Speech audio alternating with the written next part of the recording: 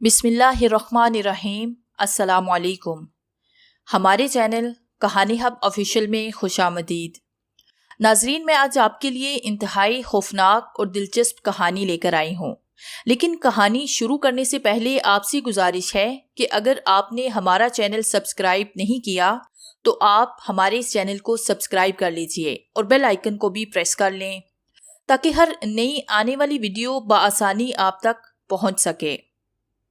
तवील मुसाफत के बाद वो अपनी मतलूबा जगह आखिरकार पहुंच ही गया था। थकन से बुरा हाल था, अगरचे हकीकत की तलाश ने उसे आराम करने से रोके रखा था। अब वो उस जगह पर आखिर बैठा था जहां वो खारी और गिर्द छान कर आया था। यहाँ भी लोगों का बहुत ज्यादा हुजूम था। कितार दर कितार लोग लाइन लगाकर अपनी बारी का इंतजार कर रहे, लेकिन वो पक्के इरादे से वहाँ बैठा अपनी बारी का इंतजार कर रहा था। सारा दिन इंतजार करने के बाद एक आदमी ने बाकी बचे लोगों से कहा, हजरत साहिब से मुलाकात का वक्त खत्म हो चुका है, लिहाजा आप सब कल तशरीफ ले आइएगा। उसकी बात सुनते ही बाकी तमाम लोग उठकर जाने लगे, मगर वो अपनी जगह पर जू का तू बैठा रहा। तमाम लोग जब चले गए तो उस आदमी ने उसे अपनी जगह बिठा पाया तो उसके पास आकर बोला, हजरत जी से मुलाकात का वक्त खत्म हो चुका है, जाओ अब कल आना। अभी हजरत के आराम का वक्त है।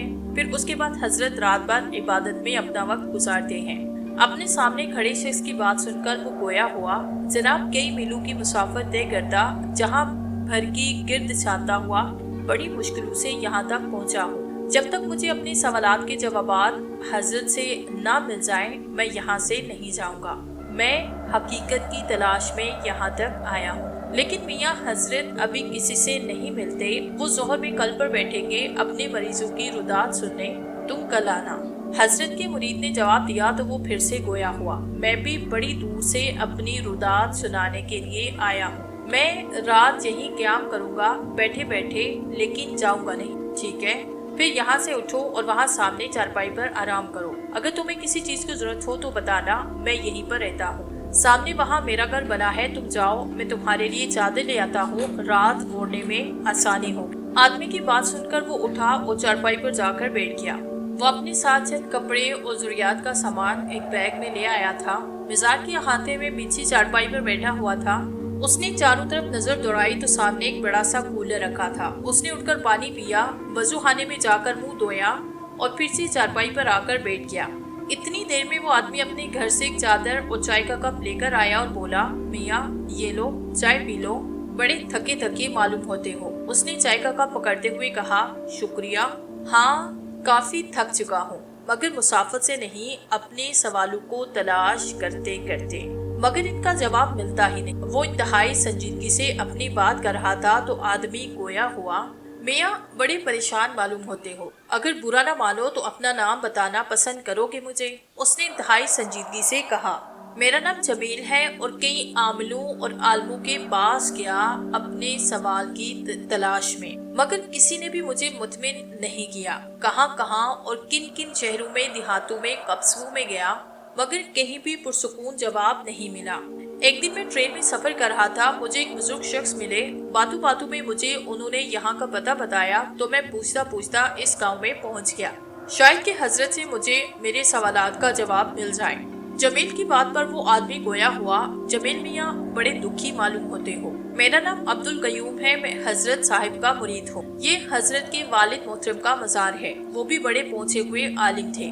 हजरत के पास भी अल्लाह के फजलो करम से बड़ा इल्म है। तुम सही जगह पर आए हो, अल्लाह ने चाहा तो तुम्हारा मसला हल हो जाएगा, तुम फिक्र मत करो। अब्दुल कयूम साहिब, एक बात पूछूं आपसे? जमील ने कहा तो अब्दुल कयूम ने अस्बात में सर हिलाया। आप यहाँ ही रहते हैं? बाजार के करीब घर बना लिया, यहाँ आपको कोई दिक्कत तो नहीं होती? मेरा मतलब है कि यहाँ इतने मरीज आते हैं, रूहानी इलाज होता है, आपके बीवी बच्चे डरते तो नहीं हैं? जमील की बात पर अब्दुल कयूम हंसते हुए बोला, जमील मियाँ, हजरत ने ही हमें यहाँ घर बनाकर दिया और हजरत का हुजरा भी यही है। वो दिन रात इबादत में मशगूल रहते हैं। हजरत के होते हुए ना हमें कोई डर है और ना ही किसी चीज की कोई फिक्र। और रही बात बीवी और बच्चों की, तो बीवी बहुत साबिर औरत है, اور ایک ہی بیٹا ہے جو کہ 4 سال کا ہے۔ حضرت نے اسے اسلامی اور قرآن کی تعلیمات ابھی سے دینا شروع کر دی۔ بہت بولتا ہے، ابھی سو چکا ہے، رات کافی ہو چکی ہے۔ جمیل میاں، ٹھنڈ بھی بڑھتی جا رہی ہے، یہ کمبل اور لینا، چلو صبح ملتے ہیں، فی امان اللہ۔ عبدالقیوم کے جان کے بعد جمیل چارپائی پہ لیٹا سونے کی کوشش کرتا رہا۔ کئی دنوں کی مسافت کے باوجود اسے نیند نہیں آ رہی۔ وہ غم سے نڈھال اس وقت کو یاد کرنے لگا جب اس نے اپنی اولاد کو کھویا تھا۔ آنسو مستقل اس کی آنکھوں سے جاری تھے۔ حلق خشک ہونے لگا تو اٹھ کر کولر سے پانی پی لیا، پھر مزار میں جا کر بیٹھ گیا اور سورہ یاسین کی تلاوت کرنے لگ گیا کہ شاید بے چین دل کو کچھ قرار آ جائے۔ تلاوت کے بعد اسے نیند آنا محسوس ہوئی۔ اللہ کے کلام کو پڑھ کر کچھ راحت ملی تو وہ واپس چارپائی پر آ کر لیٹ گیا۔ کمبل اوڑھا تو اسے نیند آ گئی۔ فجر کی اذان مزار کے احاطے میں مسجد جیسی جگہ بنائی گئی تھی۔ اذان کی آواز سے وہ اٹھا، حاجت سے فارغ ہو کر وضو کر کے نماز کے لیے آ گیا۔ امامت ایک نورانی چہرے والے بزرگ کر رہے تھے۔ ان کی آواز میں بڑی مٹھاس تھی۔ نماز سے فارغ ہوتے ہی جمیل امام صاحب کے پاس آیا اور بولا، حضرت صاحب، کیا مجھے وقت مل سکتا ہے؟ آپ سے بات کرنی ہے۔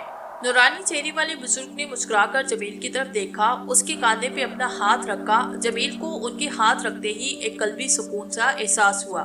اس کی آنکھیں نم ہو گئی۔ بزرگ نے فرمایا، بیٹا ابھی انتظار کچھ اور ہے قسمت میں، صبر سے کام لینا، تمہیں تمہارے سوالات کے جوابات مل جائیں گے، ابھی تھوڑا انتظار کرو۔ بزرگ اپنے حجرے میں جا کر تلاوت کرنے لگے۔ عبدالقیوم نے جمیل کے پاس آ کر کہا، ابھی حضرت کے تلاوت کرنے کا وقت ہے، کچھ دیر کے بعد ناشتہ کر کے تھوڑا آرام کریں گے، ظہر میں مریضوں کے روحانی مسائل کا حل فرمائیں گے، ظہر میں آج حضرت سے اپنے تمام سوالات کے جوابات لے لینا۔ عبدالقیوم کی بات سن کر اپنے آنسو پوچھتے ہوئے جمیل نے اطمینان بھرے انداز میں کہا، جی عبدالقیوم بھائی، اب مجھے ایسا لگتا ہے کہ میری تلاش ختم ہوئی، مجھے میرے تمام سوالات کے جوابات مل جائیں گے، میرے مسائل کا حل آج ضرور مل جائے گا انشاءاللہ، عبدالقیوم نے کہا۔ عبدالقیوم جمیل کے لیے ناشتہ لے کر آیا تو دونوں نے ساتھ مل کر چارپائی پر بیٹھ کر ناشتہ کیا۔ جمیل بڑا خوش نظر آ رہا تھا کیونکہ اسے یقین تھا کہ آج اس کی مراد بھر آئے گی۔ جمیل کو خوش دیکھ کر عبدالقیوم بولا، میاں جمیل، آج تمہارے چہرے پر خوشی دیکھ کر اچھا لگ رہا ہے۔ جی عبدالقیوم بھائی، آج میرے کو تسلی سی مل گئی ہے کہ جن سوالوں نے مجھے کئی سالوں سے پریشان کر رکھا ہے، آج مجھے ان کا جواب مل جائے گا۔ پتہ ہے عبدالقیوم بھائی، میں اتنے آستانوں پر گیا، اتنے عالموں اور عالموں سے ملا، کبھی ایسا روحانی سکون ملا جیسا آج ملا ہے۔ جب حضرت نے میرے کندھے پہ ہاتھ رکھا تو ایسا لگا کہ قلبی سا سکون ملا ہو، میرے مچلتے ارمانوں کو کسی نے ایک دم روک دیا ہو۔ جمیل کی بات سن کر عبدالقیوم نے مسکراتے ہوئے کہا، ہاں حضرت کے ہاتھ میں بڑی شفا ہے، لوگ دور سے ان کے پاس آتے اپنے مسائل کی تلاش۔ بس عبدالقیوم بھائی، مجھے تو صرف ظہر کا انتظار ہے۔ جمیل کی بات پر عبدال نے کہا، ٹھیک ہے جمیل میاں، تم انتظار کرو، میں ذرا مزار کی صفائی کروا دوں۔ جمیل بڑی بے چینی سے ظہر کی اذان کا انتظار کر رہا تھا تاکہ نماز ظہر سے فارغ ہو کر وہ حضرت سے مل سکے۔ کچھ ہی دیر میں 3 بڑی بڑی گاڑیاں آ کر مزار کے احاطے میں رکی۔ ان میں سے کوئی اثر و رسوخ کے حامل انسان اترے جسے جمیل دیکھ رہا تھا۔ وہ حضرت کے حجرے میں داخل ہوئے۔ کچھ بات کرنے کے بعد حضرت ان کے ساتھ گاڑی میں سوار ہو کر چلے گئے۔ گاڑی کی کھڑکی سے حضرت نے جمیل کی طرف دیکھ کر انتظار کرنے کا اشارہ کیا۔ جمیل اداس ہو کر پھر سے اپنی چارپائی پر بیٹھ گیا۔ عبدالقیوم نے آ کر جمیل کے کاندھے پہ ہاتھ رکھ کر کہا، میاں جمیل اداس مت ہو، حضرت نے کہا ہے کہ صبر کرو اور ان کا انتظار کرو، وہ تمہارا مسئلہ ضرور حل کریں گے۔ اپنے برابر میں کھڑے عبدالقیوم کا ہاتھ پکڑ کر جمیل نے رونا شروع کیا اور روتے ہوئے گویا ہوا، آخر کب تک صبر کروں عبدالقیوم بھائی، آخر کب تک؟ میں آج بہت خوش تھا، لیکن میری یہ خوشی بھی مختصر لمحوں کی مہمان تھی۔ آخر میرے ساتھ ہی ایسا کیوں ہوتا ہے؟ جب کوئی امید کی کرن نظر آتی ہے تو پھر وہ فوراً ہی ختم کیوں ہو جاتی ہے؟ عبدالقیوم چارپائی پر بیٹھتے ہوئے جمیل سے گویا ہوا، میں سمجھ سکتا ہوں جمیل میاں، جب امید ٹوٹتی ہے تو کتنا درد ہوتا ہے، مگر حضرت نے جب کہا کہ تمہارا مسئلہ حل کریں گے تو وہ ضرور کریں گے۔ اصل میں یہ صاحب جو آئے تھے یہ ساتھ والے گاؤں کے زمیندار ہیں۔ ملک صاحب ان کی چھوٹی بیٹی پر اثرات ہو گئے ہیں، وہ یہاں آنے نہیں دے رہا، وہ جن اس لڑکی پر ہے، اس نے بڑا پریشان کیا۔ ملک صاحب حضرت کو لے کر گئے، عموماً حضرت ایسے کہیں نہیں جاتے، مگر جوان لڑکی ہے اور وہ جن اس لڑکی کے ذریعے غلط حرکتوں پر اتر آیا ہے، لڑکی کو بدنام کرنا، اس کی عزت ناموس مٹی میں ملوانا، بس اسی وجہ سے حضرت خود چلے گئے تاکہ اس سرکش جن کو قابو کر کے سزا دے سکے۔ ٹھیک ہے عبدالقیوم بھائی، میں بھی دیکھتا ہوں کہ اللہ میری آزمائش کب تک لیتا ہے۔ ٹھیک ہے، میں بھی ثابت قدم رہوں گا اور خدا کی آزمائش پر پورا اتروں گا، جمیل نے کہا۔ اللہ تعالیٰ تمہاری تمام مشکلات حل فرمائے اور یہ کڑی آزمائش ختم فرمائے، آمین، عبدالقیوم نے دعا دی۔ گھر پہنچنے کے بعد ملک صاحب نے حضرت کو ہال میں بٹھایا۔ وہاں حضرت بیٹھتے ہی گویا ہوئے، بیٹھنے کا وقت نہیں ملک صاحب، مجھے فوراً اس کمرے میں لے چلے جہاں بچی ہے۔ ٹھیک ہے حضرت صاحب، چلے میں آپ کو اپنی بیٹی سعدیہ کے کمرے میں لے چلتا ہوں۔ ملک صاحب کو لے کر سعدیہ کے کمرے میں گئے تو ملک صاحب کی بیگم اپنی بچی کے سرہانے بیٹھی آنسو بہا رہی تھی۔ سعدیہ کے ہاتھ پاؤں رسی سے بندھے ہوئے تھے۔ حضرت کو دیکھ کر بیگم ملک نے حضرت کو سلام کیا۔ السلام علیکم حضرت صاحب۔ حضرت صاحب، میری بچی کی حالت دیکھیے کیا ہو گئی ہے، خدا کے واسطے میری بچی کی مدد فرمائیں، اسے پھر سے ٹھیک کر دیں، آپ سے بڑی امیدیں ہیں۔ حضرت نظریں جھکا کر گویا ہوئے۔ وعلیکم السلام بیگم صاحبہ، امیدیں انسان سے نہیں اللہ سے وابستہ رکھنی چاہیے، اللہ نے چاہا تو بچی بالکل ٹھیک ہو جائے گی۔ آپ یہاں سے جائیں اور اپنے کمرے میں بیٹھ کر اللہ سے دعا فرمائیں، ماں کی دعائیں بچوں کے حق میں ضرور قبول ہوتی ہیں۔ بیگم صاحبہ گویا ہوئے، لیکن حضرت میں اپنی بچی کے ساتھ رہنا چاہتی ہوں، میں کونے میں کھڑی رہوں گی، مجھے یہاں سے جانے کا نہ کہیں۔ حضرت نے ملک صاحب کو دیکھ کر کہا، ملک صاحب آپ ذرا انہیں یہاں سے لے کر جائیں۔ ملک صاحب کے کہنے پر بیگم صاحبہ وہاں سے آنسو پوچھتے ہوئے چلی گئی۔ ملک صاحب حضرت کے ساتھ کھڑے تھے۔ حضرت نے فرمایا، ملک صاحب بچی کے سر پر ہاتھ رکھ کے میں تلاوت قرآن شروع کرتا ہوں۔ حضرت نے سورہ جن کی تلاوت شروع کی۔ ملک صاحب نے بچی کے سر کو مضبوطی سے پکڑ رکھا تھا، وہ مسلسل سر چھڑانے کی کوشش کر رہی تھی۔ اس پر قابض سرکش جن مسلسل حضرت کو گالیاں دے رہا تھا۔ سورہ جن کی تلاوت سے اسے تکلیف پہنچ رہی تھی، وہ بری طرح سعدیہ کے اندر سے چیخ رہا تھا۔ تلاوت سے فارغ ہو کر حضرت نے سعدیہ کے کانوں میں جا کر پھونک ماری تو سعدیہ کے اندر سے سرکش جن بولا، چلا جا یہاں سے تو، میں اس لڑکی کو چھوڑ کر جانے والا نہیں۔ حضرت نے پیار سے فرمایا، دیکھو یہ ایک انسان ہے اور تم ایک جن زادے ہو، بڑے پیار سے بات کر رہا ہوں تم سے کہ اسے چھوڑ دو اور اپنی دنیا میں واپس چلے جاؤ۔ میں اس کے پاس خود سے نہیں آیا، مجھے تو عمل کر کے بھیجا گیا ہے، میں اس وقت تک نہیں جا سکتا جب تک وہ مجھے حکم نہ دے، اسی کے حکم سے میں یہاں آیا ہوں۔ جن نے کہا، کس نے بھیجا ہے تجھے اور کیوں بھیجا ہے؟ حضرت کے پوچھنے پر وہ بولا، نہیں بتاؤں گا، کچھ بھی نہیں بتاؤں گا۔ حضرت نے پھر سے پیار سے کہا، دیکھ میں بڑے پیار سے کہہ رہا ہوں، بتا کس نے بھیجا ہے اور کیوں بھیجا ہے؟ نہیں بتاؤں گا، کچھ نہیں بتاؤں گا۔ اس کی ڈٹائی پر حضرت نے تنبیہ کرتے ہوئے کہا، ٹھیک ہے پھر اب بات پیار سے نہیں ہوگی، جیسی تیری مرضی۔ حضرت نے قرآن کی تلاوت کرنا شروع کر دی۔ سعدیہ کے جسم پر قابض چیخنے چلانے لگا، زور زور سے رسیاں کھلوانے کی کوشش کرتا رہا، مگر مسلسل تلاوت سن کر بولا، بس کرو مت رہو، مجھے تلاوت کے الفاظ جلسا رہے ہیں، میں جل جاؤں گا، مجھے تکلیف پہنچ رہی ہے، بس کرو۔ حضرت صاحب گویا ہوئے، ٹھیک ہے پھر تجھے میرے سوالات کے جوابات دینے ہوں گے۔ ہاں ہاں میں بتاتا ہوں، بس اب مت پڑھنا۔ جن نے کہا تو حضرت صاحب بولے، تو پھر بتا کس نے بھیجا ہے تجھے اور کس وجہ سے بھیجا ہے؟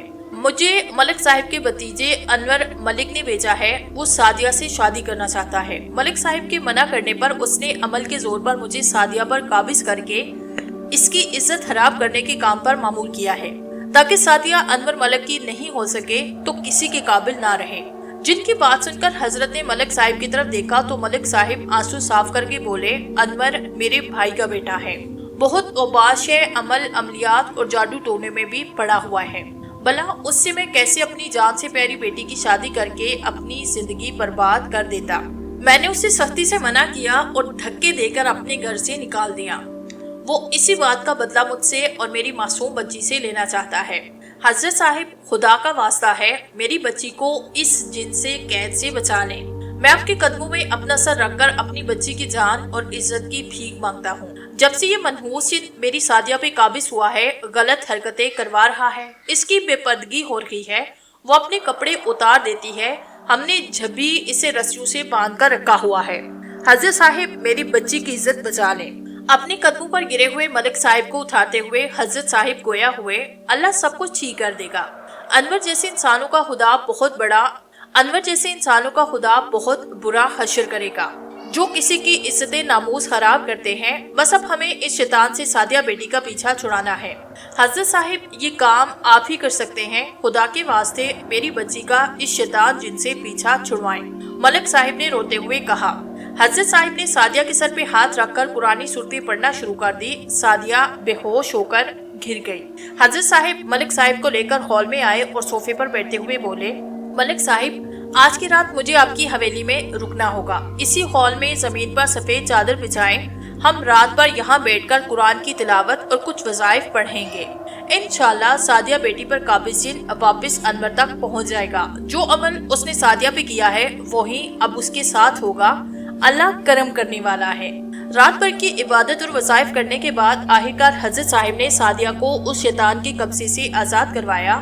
سعدیہ پہلے سے بہت زیادہ بہتر لگ رہی تھی۔ ملک صاحب حضرت صاحب کے ہاتھ چومتے ہوئے بولے، بہت بہت شکریہ حضرت صاحب آپ کا، میں آپ کا یہ احسان زندگی بھر نہیں بھولوں گا۔ شکریہ کی ضرورت نہیں ملک صاحب، یہ اللہ کا دیا ہوا علم ہے، اس کی رضا کے لیے اس کے بندوں کی مدد کرتا ہوں۔ ملک صاحب حضرت صاحب کی بات سن کر بولے، واقعی اللہ کا دیا علم ہے آپ کے پاس، اللہ آپ کو اجر دے حضرت صاحب، اللہ آپ کو اجر دے۔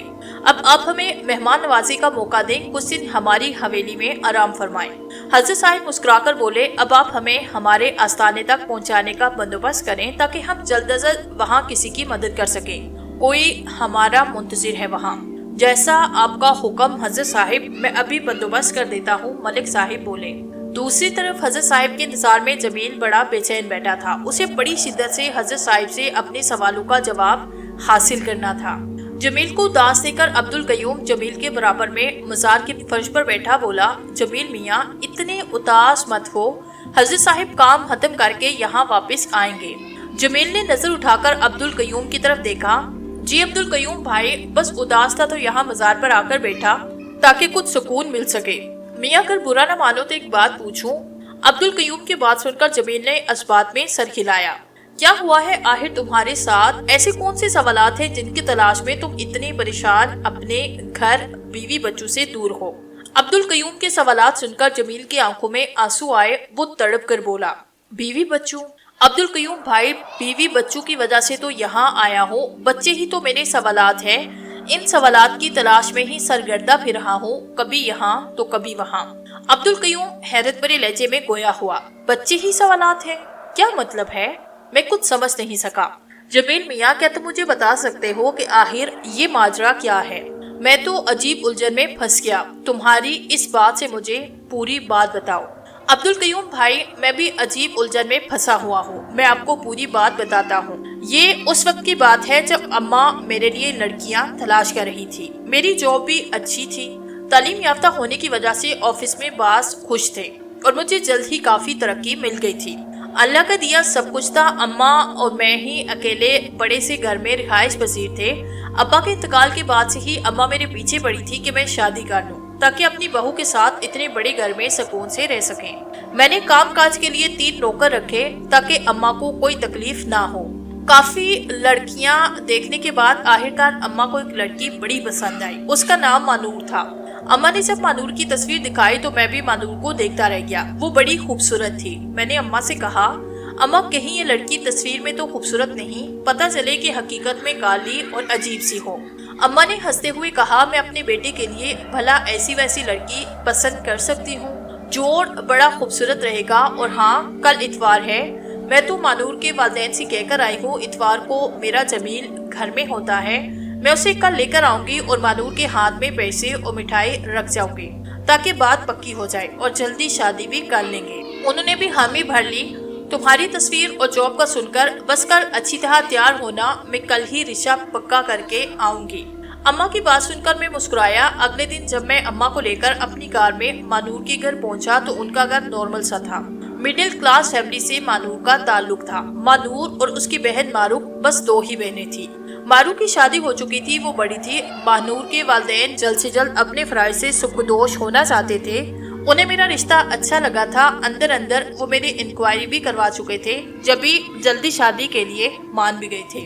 مانور کو لا کر جب میرے برابر والے صوفے پہ بٹھایا گیا، وہ پنک سوٹ میں ملبوس ہلکے سے میک اپ میں کسی پری کی طرح لگ رہی تھی۔ میں تو مانور کی تصویر دیکھ کر ہی اسے پسند کرنے لگا تھا۔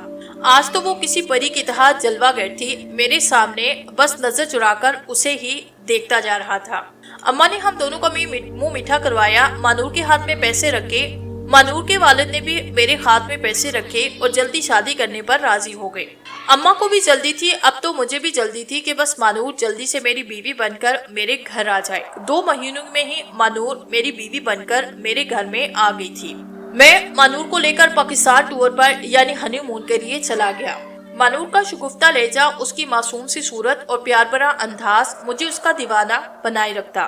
وہ سیرت کی بھی اتنی ہی اچھی تھی جتنی صورت کی۔ میری بے پناہ محبت دیکھ کر وہ بھی مجھ سے بے پناہ محبت کرتی ہے۔ یہ دیکھ کر اماں بھی خوش تھی۔ ہماری زندگی پہلے سے بھی بہت خوبصورت بن گئی تھی مانور کے آنے سے۔ چند ماہ ہی مانور نے خوشی کی نوید سنائی، میں اور اماں تو خوشی سے پاگل ہوئے جا رہے تھے۔ ایک عرصے کے بعد ہمارے گھر میں ایک ننھا سا مہمان آنے والا تھا۔ اماں تو دن رات مانور کے آگے پیچھے رہتی، اس کا خیال رکھتی۔ میں بھی دیوانوں کی طرح مانور کا خیال رکھ رہا تھا۔ آخرکار وہ دن بھی آیا جب مانور کو درد شروع ہو گئی۔ کار میں اور اماں مانور کو ہاسپٹل لے کر گئے۔ ہم بے چینی سے بچے کی آواز سننے کا انتظار کر رہے تھے۔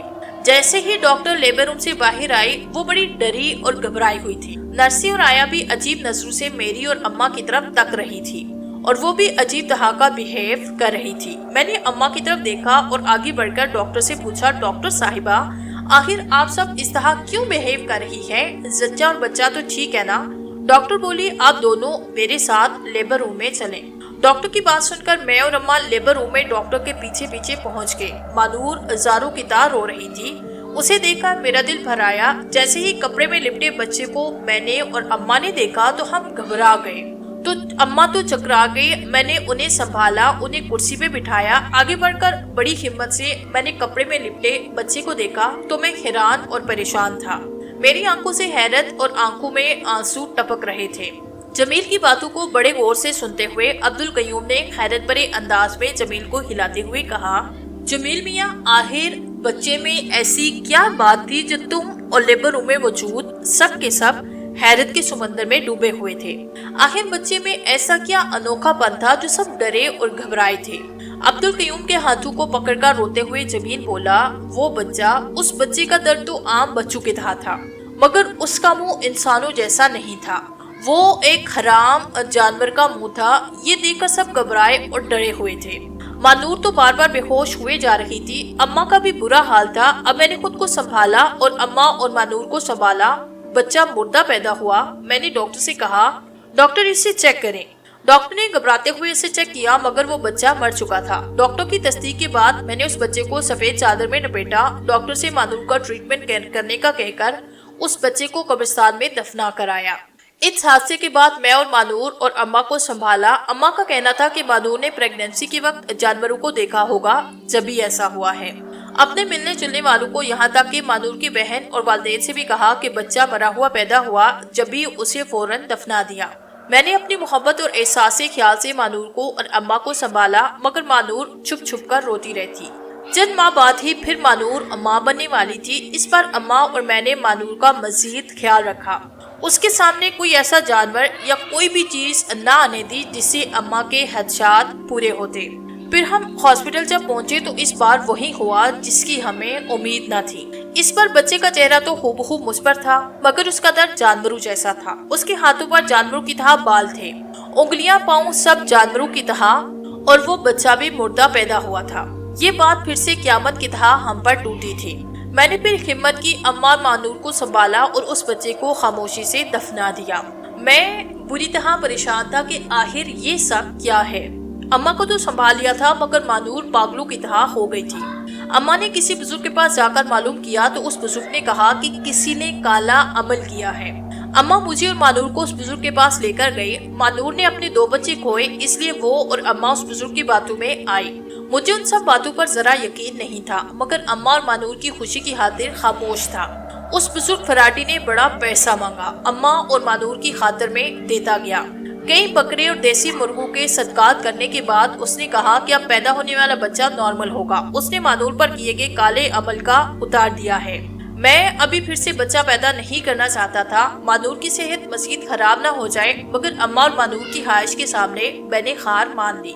اماں اور مانور بڑے خوش اور پر امید تھی کہ اب کی بار انہیں مایوسی نہیں ہو، مگر ان دونوں کی امید پھر سے ٹوٹ گئی۔ اس بار بھی میرے گھر بچہ پیدا ہونے والا نارمل انسان نہیں تھا، وہ بھی مردہ پیدا ہوا تھا۔ میں نے جس طرح ہمت کی میں لفظوں میں بتا نہیں سکتا۔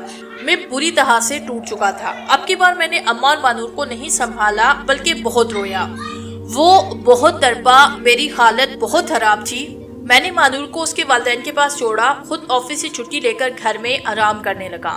آرام کیا کرتا مزید حالت خراب ہوتی رہی۔ اماں نے پھر سے عالموں سے معلومات کرنا شروع کر دیا۔ میں پوری طرح ٹوٹ چکا تھا کہ آخر میرے ساتھ ایسا کیوں ہو رہا ہے؟ کس جرم، کس گناہ کی سزا مجھے مل رہی ہے؟ آخر میرے ہی بچے کیوں ایسے پیدا ہو رہے ہیں؟ میں نے تو کبھی کسی کا حق نہیں مارا، کسی کے ساتھ برا نہیں کیا، اماں کا سعادت مند لڑکا تھا، پھر کیوں ایسا میرے ساتھ ہو رہا ہے؟ سوال اتنے تھے مگر جواب ایک سوال کا بھی نہیں تھا۔ کسی عالم نے اماں سے کہا کہ وہ دوسری شادی کروا دے۔ اماں میرے پیچھے لگ گئی۔ میں مانور سے بے حد محبت کرتا تھا، بھلا کیسے میں کسی اور سے شادی کر سکتا ہوں؟ مانور چند دن بعد گھر آئی تو اماں اسے خائف رہنے لگی، مانور کو تانے دینے لگی۔ مجھے برا لگتا تھا مگر میں چپ ہو گیا۔ مانور نے روتے ہوئے مجھ سے کہا، جمیل، اگر اماں نے اپنے پوتو کو کھویا اور آپ نے اپنے بچوں کو کھویا تو میں بھی ماں ہوں۔ 9 مہینے تک اپنے اندر رکھا، ان کا وجود اپنے وجود میں محسوس کیا، میں ماں ہوں۔ جمیل، میں نے بھی اپنے بچوں کو کھویا، مجھے نہیں پتا آخر خدا نے مجھے اس طرح کے بچے دے کر کس گناہ کی سزا دی۔ جس طرح آپ ناواقف ہیں اسی طرح میں بھی نہیں جانتی کہ میرے ساتھ آخر ایسا کیوں ہے۔ آپ مجھے چھوڑ دے کے دوسری شادی کر لیں گے، اور اگر آپ کے بچے دوسری بیوی سے بھی ایسے ہی ہوئے تو کیا اسے بھی چھوڑ دیں گے؟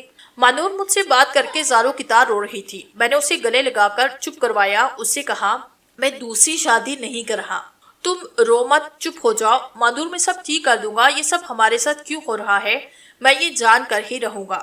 میں نے اماں کو سمجھایا، خود اماں اور مانور کو اپنے گھر آرام سے رہنے کا کہہ کر اپنے سوالوں کی تلاش میں نکل گیا۔ کئی عالموں سے ملا، کوئی جواب نہ مل سکا ایسا جو مطمئن کر سکے۔ بڑی مشکل سے یہاں پہنچا ہوں، اب یقین ہے دل کو کہ مجھے میری سوالات کا جواب یہاں مل جائے گا۔ عبدالقیوم کی آنکھوں میں آنسو تھے۔ اپنے آنسو صاف کر کے جمیل کو گلے سے لگا کر بولا، انشاءاللہ حضرت صاحب کے آتے ہی تمام سوالات کے جواب مل جائیں گے۔ جمیل نے بھی اپنے آنسو صاف کر کے کہا، آمین۔ اگلے دن حضرت صاحب نے آرام کرنے کے بعد اپنے حجرے میں تلاوت سے فارغ ہوتے ہی عبدالقیوم سے کہا، عبدالقیوم، جاؤ اس لڑکی کو ہمارے پاس بلا لاؤ۔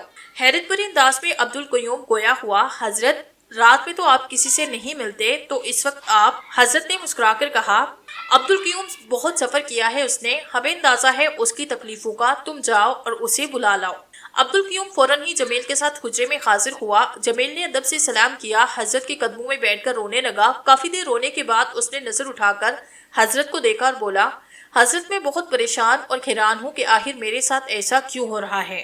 حضرت نے سنجیدگی سے جواب دیا، ہمیں سب خبر ہے جمیل، عبدالقیوم بھی بہت پریشان ہے، تمہاری روتاس سن کر ہم سے بہت باتیں کی ہیں، ہم اس وقت کسی سے نہیں ملتے، یہ ہماری عبادت کا وقت ہے، لیکن تم سے ملنا ضروری تھا، کہیں دل برداشت نہ ہو جاؤ، ہمیں سب پتا ہے تم نے بڑی تکلیفیں اٹھائی، تمہارے سوالوں کے جواب میرے پاس ہیں۔ جب ہم ملک صاحب کی حویلی سے آئے، جب سے اپنے علم کے ذریعے تمہارے سوالات کے جوابات تلاش کر رہے تھے، تمہارے سوالات کے جوابات ہمارے پاس ہیں۔ حضرت کی بات سنتے ہی جمیل ان کے پاؤں پکڑ کر روتے ہوئے بولا، حضرت کیوں ہوا میرے ساتھ ایسا؟ مجھے بتائیں، میرے بچے ایسے پیدا کیوں ہوئے؟ میری بیوی اور میری اماں نے اتنا دکھ سہا، مجھے بتائیں حضرت صاحب، مجھے بتائیں کس گناہ کی سزا مل رہی ہے مجھے؟ میں نے تو کسی کا حق نہیں مارا، کبھی کسی کے ساتھ برا نہیں کیا، اپنی اماں اور بیوی سے بڑی محبت کرتا ہوں، دونوں کے حقوق پورے کیے، پھر ایسا کیوں ہوا؟ کبھی رشوت نہیں لی، کبھی غبن نہیں کیا، پھر کیوں ایسا ہوا؟ بتائیں مجھے۔ بس کرو جمیل، بس کرو، یہ سب کچھ تمہاری اماں کی وجہ سے ہوا ہے، ان کے گناہوں کی سزا ہے، اللہ انہیں عبرت دکھا رہا ہے۔ حضرت صاحب کی بات سن کر جمیل حیران ہوتے ہوئے بولا، یہ آپ کیا فرما رہے ہیں حضرت؟ میری اماں تو بڑی سیدھی سادی عورت ہے، اور بھلا وہ کس گناہ کی مرتکب ہے جن کی وجہ سے میری اور مانور کی اولاد ایسی پیدا ہو رہی ہے؟ جمیل، ذرا تحمل رکھو اور صبر سے ہماری بات سنو، یہ اس وقت کی بات ہے جب تم بڑے چھوٹے تھے، تمہاری اماں کا نام نسیم بیگم ہے نا؟ جمیل نے حیرانگی سے جواب دیا۔ جی حضرت نسیم بیگم ہے میری اماں کا نام۔ حضرت پھر سے گویا ہوئے، جب تم چھوٹے تھے تمہارے والد صاحب کی وفات ہو گئی۔ تمہاری ماں نے تمہاری تعلیم و تربیت کس طرح سے کی یہ جانتے ہو؟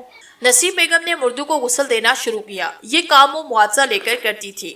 کچھ کالا جادو کرنے والوں نے نسیم بیگم کو پیسے دے کر مردو کے منہ میں اور ان کی کفن میں تعویذات رکھوانا شروع کر دیے۔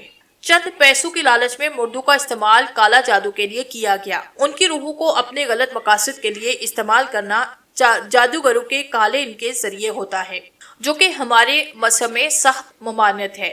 کیا کیا عمل کیے جاتے ہیں پرانی قبروں میں بیٹھ کر، اس بات کا ہمیں بخوبی علم ہے۔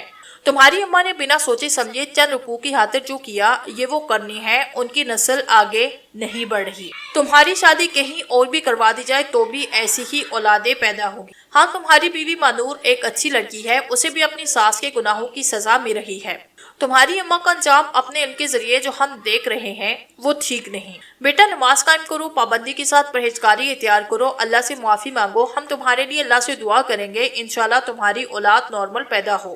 جمیل حضرت کی بات سن کر خوب رویا اور بولا، حضرت صاحب کیا کوئی طریقہ نہیں جس سے اللہ میری اماں کو معاف کر دے؟ نہیں بیٹا، ایسے سنگین گناہ کی کوئی معافی نہیں جو انسانوں کو اور مرنے کے بعد مردوں کو بھی استعمال کرے، اور وہ بھی اپنے غلط مقصد کے لیے، اور اللہ کے کاموں میں مداخلت کرے، اس کی مخلوق کو اذیت دے، شرک کرے۔ ایسے گناہ کو خدا معاف نہیں کرتا۔